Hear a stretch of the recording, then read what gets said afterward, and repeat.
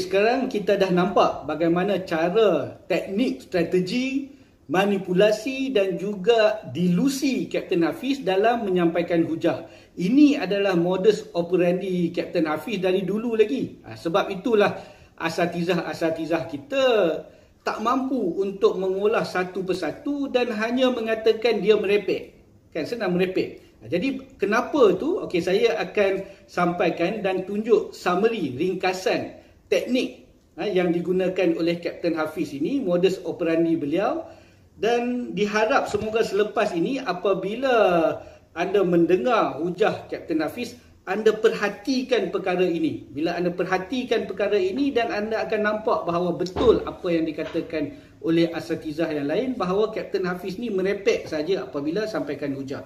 Walaupun kita dengar seolah-olah yang disampaikan itu betul. Okey, kita tengok di sini ya. Saya tunjukkan dua teknik yang mana beliau sering gunakan dan kita nampak seolah-olah betul. Teknik yang sangat-sangat distinktif lah, boleh nampak lah. Bagi orang yang boleh nampak, dia akan nampak. Okay. Teknik pertama adalah Kapten Hafiz akan membuat satu dilusi. Ini kisah benar. Kisah benar dalam salah satu daripada hujah beliau. Tajuk dia untuk menyemak imam besar ni lah, kan. Saya tak nak sebut yang mana, takut dia akan go in tangent. Jadi hujah dia apabila beliau tengok baca kitab-kitab imam tersebut, kemudian beliau nampak bahawa ada banyak dalil yang berlainan bagi satu amalan yang sama. Ada satu amalan ni, tapi imam-imam lain gunakan dalil yang lain, hadis yang lain dan sebagainya, kan.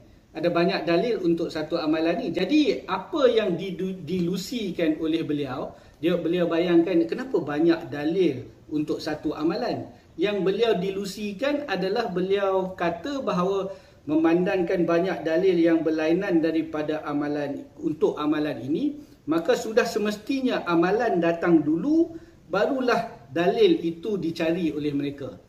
Ini adalah imajinasi Kapten Hafiz. So dia suka tengok satu ini salah satu daripadanya, dia akan tengok satu perkara ni, mula-mula ada satu perkara, isu, kemudian dia akan dilusikan isu tersebut. Bayangan dilusi. Dia bayang perkara tersebut, kemudian dia akan hujah dia atas bayangan ini. Bayangan ni dilusi dulu. Macam kes yang saya sebut tu, dia tengok banyak dalil yang berlainan untuk amalan tersebut, dia kata oh amalan datang dulu, baru mereka ni, imam-imam ni cari dalil untuk amalan tersebut. Itu adalah imajinasi beliau. Beliau sepatutnya membuktikan. Kena buktikan dulu, jangan cakap macam tu je. Dia buktikanlah bahawa memang amalan tu datang dulu, baru mereka cari dalil. Tak bolehlah beliau mengatakan sendiri bahawa amalan datang dulu sebab orang zaman dulu memang dah buat amalan tu, kemudian baru mereka mencari dalil untuk mengesahkan amalan itu betul. Jadi itu adalah dilusi ataupun masa baiknya falasi yang Kapten Hafiz suka timbulkan. Kemudian dia hujah atas perkara tersebut. Jadi bila dia hujah atas perkara yang bukan sebenar ni, kita akan nampak hujahnya adalah macam hujah betul. Jadi macam mana kita nak patahkan hujah yang nampak macam betul ni, sedangkan lain daripada isu. Perkara sebenar tu lain daripada perkara sebenar. Sebenarnya ada banyak contoh. Teknik satu ni, kita letakkan nombor satu. Teknik satu ni banyak contoh, kan. Isunya lain, difikirkan bahawa isu ni adalah berkenaan perkara ni. Okey, dilusikan dia, oh isu ni mesti sebab benda ni, kemudian dihujahnya benda ni. Memang banyak contoh. Saya kalau ada orang nak duduk dengan saya satu-satu, saya boleh keluarkan satu-satu bahawa isunya tentang perkara lain, dipikirkan tentang perkara lain, hujahnya tentang perkara yang dipikirkannya betul. Okey.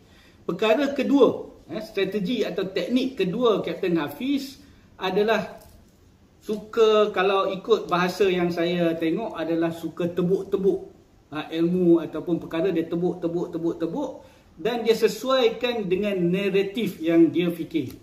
Okey, sebagai contoh katalah ada ilmu tentang satu perkara tu, jika kita belajar secara rasmi, ya, kita pergi belajar secara rasmi, katalah ada 12 modul, katalah kita sebut sebagai modul. Ada 12 modul. Bila kita belajar secara rasmi, ada 12 modul untuk sesuatu perkara, untuk sesuatu ilmu tu kita kena tengok 12 modul, barulah kita akan faham sesuatu perkara tu secara betul. Sebagai contohlah kan. Jadi Kapten Hafiz ni, ilmu dia adalah ilmu tebuk-tebuk. Maksud dia mungkin tahu satu ni, mungkin ada maklumat tentang satu ni, mungkin ada maklumat tentang satu ni, dan juga satu ni. Contoh dia ada maklumat tentang ni, mungkinlah kata satu lagi dia ada maklumat tentang ni. Jadi apabila datang katalah sesuatu isu, dia akan berhujah berdasarkan ini sajalah, sebab dia tak ada maklumat tentang perkara yang lain ni. Tentang perkara lain ni dia tak ada maklumat. Jadi dia akan berhujah, dia akan macam itulah. Dia akan berhujah macam tu. Jadi hujah dia ni memang sengit lah kan, sebab dia tak belajar ilmu secara disiplin. Mungkin orang yang pergi belajar secara rasmi ni akan mempunyai disiplin ilmu, maka apabila berhujah, dia akan berhujah secara lurus. Siratul mustaqim, dia akan berhujah secara lurus. Dan dia tahu semua maklumat, orang yang belajar secara rasmi ni. Tapi Kapten Hafiz, dia belajar tebuk-tebuk. Jadi apabila dia nak berhujah tentang sesuatu isu, dia akan hujah berdasarkan macam ni. Jadi sengit, nampak? Pusing, sengit. Dia punya hujah tu sengit, tak cukup penuh ilmu tersebut. Jadi bila nak berhujah, Kapten Hafiz akan membuat naratif. Ini selalu saya sebut ni, naratif sendiri berdasarkan ilmu tebuk-tebuk dia ni. Dia buat naratif dan berdasarkan apa yang dia tahu sahaja ni, dia akan buat naratif, dan dia tidak tahu benda yang dia tidak tahu. Faham? Pernah dengar tak perkataan ni? Dia tidak tahu perkara yang dia tidak tahu, sebab dia tidak pernah belajar secara rasmi, jadi tidak pergi kepada basic asas disiplin tu. Jadi banyak perkara yang dia tidak tahu, tapi dia tidak tahu benda yang dia tidak tahu tu. Jadi dia ingat apa yang dia tahu ini sahajalah agama Islamnya. Jadi dia akan membuat naratif bersesuaian dengan minda dia. Ini yang payah ya. Bila dah buat naratif bersesuaian dengan minda dia, dan orang lain sampaikan benda yang dia tak tahu, kemudian dia keluarkan soalan. Dia keluarkan soalan-soalan seolah-olah orang tu salah, tapi sebenarnya dia nak belajar dengan orang tersebut.